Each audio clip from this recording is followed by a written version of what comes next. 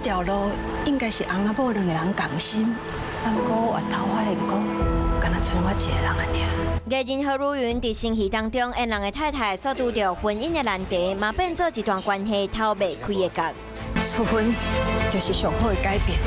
花谢新戏《婚姻结业式》这出探讨适龄爱情的台语剧，是咧讲日本无离婚的主婚概念，讲中年男女的感情问题。除了离婚和分居，互对方自由的主婚是另外一种翁仔某的关系。这种题材拍破过去的感情观，未少资深演员，包括谢祖武、夏如芝、玉芳、梁浩群等等，嘛讲爱用台语演戏有真侪挑战。阿里真正就多啊，因为大家都知道我们的剧本是国语剧本嘛，那我们要逐字逐句把它翻成这个讲台语哈。这刚才我们有迄个台语的小老师在现场一字一句讲教。想办法爱互台语真认真，演员嘛是真侪功夫。这出探讨爱情和家庭价值的电视剧，伊个片一出都引起话题。婚姻结业式会伫白色情人节前一天3月13暗时9点，伫花市和大家见面。